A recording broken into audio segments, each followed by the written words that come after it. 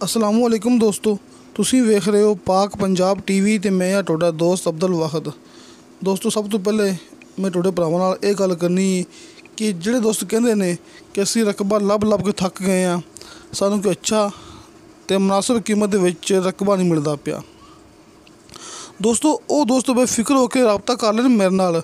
मेरा WhatsApp number 030430995939। दोस्तों मेरा WhatsApp 24 घंटे ऑन होंदा है। कॉल ते तुहानूं कोई मेरा जवाब ना मिले, मैं मसरूफ होवां, मोटरसाइकिल ते होवां या फिर नमाज के दौरान मोबाइल की आवाज़ बंद होंदी है कि कोई मसला होंदा है, लेकिन मेरा WhatsApp 24 घंटे ऑन होंदा है। तुसीं बेफिक्र होके मेरे को आओ, मेरे को जिन्ने रकबे हैगे ने तुसीं विजिट करो, इंशाअल्लाह रकबे तुहाडे पसंद आएंगे। क्योंकि दोस्तों मेरी गारंटी होंदी है कि मैं सिर्फ भरावां नूं वो चीज़ दिखाना सब तो कम कीमत दे विच चंगी ज़मीन, मेरी ये कोशिश होंदी है। दोस्तों अज मैं जिहड़ी ज़मीन लैके आया भरावां वास्ते, ये 26 एकड़ ज़रई ज़मीन है, ज़िला बहावलनगर। 26 एकड़ ज़रई ज़मीन, ज़िला बहावलनगर शहर तो 16 किलोमीटर। 2 ट्यूबल मौजूद ने, सामने भरावां दिखा रहे हैं, ट्यूबल भी डेरा भी। 2 ट्यूबल मौजूद ने, डेरा मौजूद है। इस तो इलावा दोस्तों एक साइड ते 1 एकड़ का फ्रंट लगता है लिंक रोड का, चिश्तियाँ रोड तो मैन चिश्तियाँ रोड तो 5-6 किलोमीटर अंदर आके बहावलनगर शहर तो 16 किलोमीटर, चिश्तियाँ रोड तो 5-6 किलोमीटर अंदर आके लिंक रोड मौके तक लिंक रोड आ रहा है, कच्चा रास्ता नहीं आ रहा, मौके तक दोस्तों लिंक रोड आ रहा है। तुसीं मौके ते आके चेक कर सकते जी। 1 एकड़ का इनू फ्रंट लगता है लिंक रोड का। ये सामने भरावां मैं फिर दिखा रहा कि डेरा इस रकबे के अंदर मौजूद है, डेरा मौजूद है। 2 ट्यूबल मौजूद ने पीटर वाले। ये दरम्यान दे विचों माशाअल्लाह जा रहा है खाला।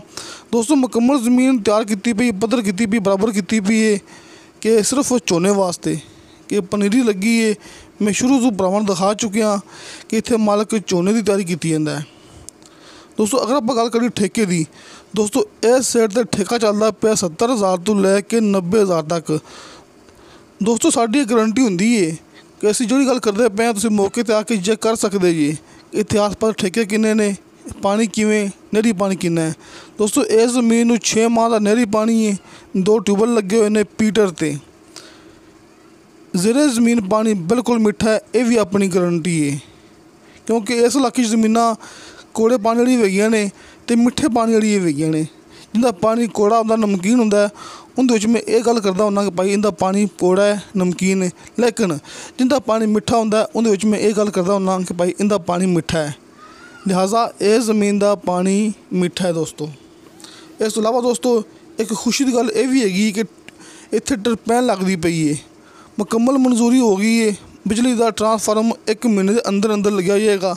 इत्थे मौके ते टरपैन लग जाएगी कि टरपैन की मंजूरी हो गई है, ट्रांसफार्म की मंजूरी हो गई है, सब कागजात क्लीयर हो गए ने।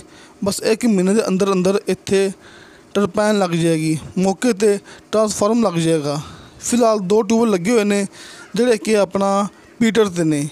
6 माह का नहरी पानी है, डेरा मौजूद है। इक्को ज़मीन, इक्को ही पद्धरा प्लाट, उच्ची नीवी नहीं हैगी, बिल्कुल पद्धरा प्लाट है। दोस्तों इस ज़मीन की डिमांड की मालक ने फी एकड़ के हिसाब नाल 22 लाख रुपया। दोस्तों 22 लाख रुपया पर एकड़ के हिसाब नाल इनकी डिमांड है।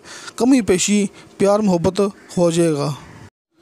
दोस्तों तुसीं ये भी गल याद रखनी है कि इस इलाके च मैं जिहड़ा कि चिश्तियाँ रोड है, ज़िला बहावलनगर है, इस इलाके च ये ज़मीन के आस पास मैं सस्तियां ज़मीनां मिसाल तौर पर 10 लाख तो लैके 15 लाख तक दिखाइयां ने, जिन्हां दे पानी ठीक नहीं होंदे, विच कोई ना कोई कमी आ जाती है, सेम होंदा है, कलर होंदा है, कोई भी कमी होंदी है। लेकिन दोस्तों जिहड़ी ज़मीन हर कमी तो पाक होवे, जिंदे विच किसी किस्म का कोई मसला ना होवे, कोई कमी ना होवे, इस वास्ते इनकी डिमांड ज़्यादा है।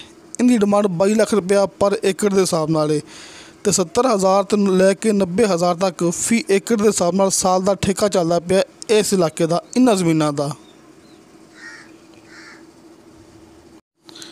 दोस्तों कोई भी गलबात रहेगी वे तुसीं अपने को पुछ सकते जे।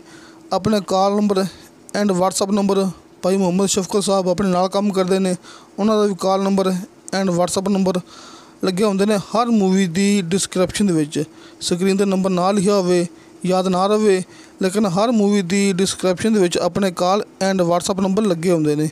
इंशाअल्लाह ताला मिलांगे अगली वीडियो ते। खुदा हाफिज़।